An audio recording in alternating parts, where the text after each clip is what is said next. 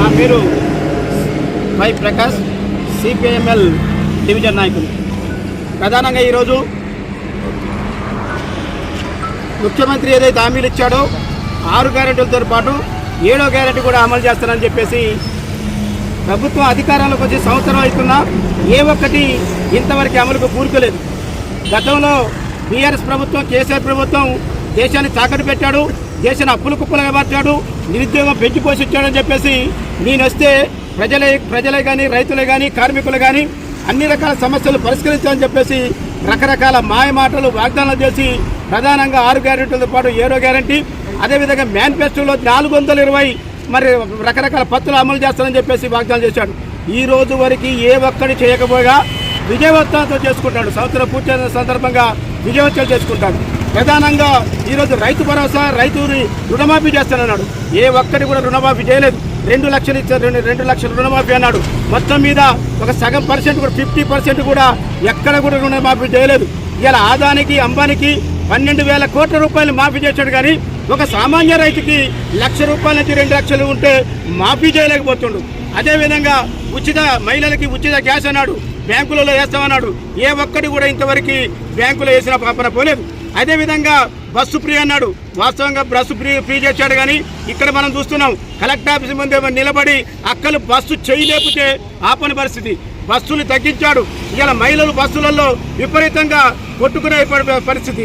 ఇవాళ అదేవిధంగా ఆటో కార్మికులు ఆయన చేసిన వాగ్దానం మీద ఇవాళ వేలాది మంది కుటుంబాలు ఇవాళ బజార పడది. అదేవిధంగా కళ్యాణ లక్ష్మి అన్నాడు.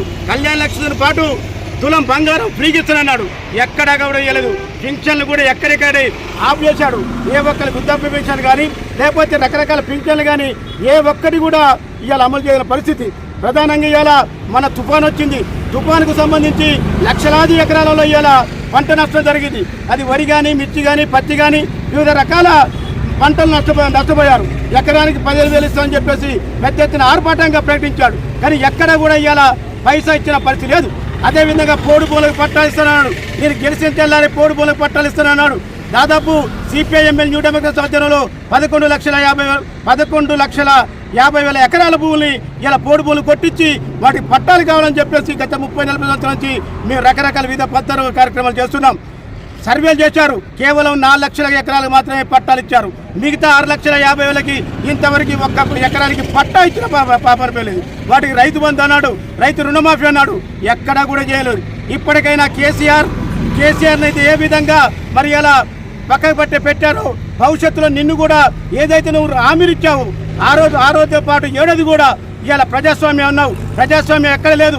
ఇవాళ ప్రజాస్వామ్య హక్కుల కోసం, భూముల కోసం పోరాటం చేస్తుంటే ప్రగతిశీల మహిళా సంఘం రాష్ట్ర నాయకుల్ని ఎక్కడికైనా అరెస్టులు చేస్తున్నారు. ప్రజాస్వామ్యం గురించి జరిగిన వాళ్ళని నిర్బంధిస్తున్నారు.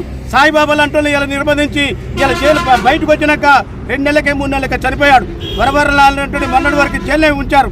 ఇట్లా మరి ఇలా నిర్బంధాలు కొనసాగిస్తూ ఇచ్చిన హామీలు ఎవరు కూడా అమలు చేయాలి. కాబట్టి మా డిమాండ్ ఏంటంటే ఏదైతే నువ్వు హామీలు ఇచ్చావో ఆ హామీలు నెరవేర్చుకుంటే భవిష్యత్తులో అన్ని ప్రజా సంఘాలతో పాటు ప్రజల్ని కూడా ఐక్యం చేసి మేము పెద్ద ఎత్తున ధర్నాలు కార్యక్రమాలు చేసి నేను గద్దె దింపుదామని చెప్పేసి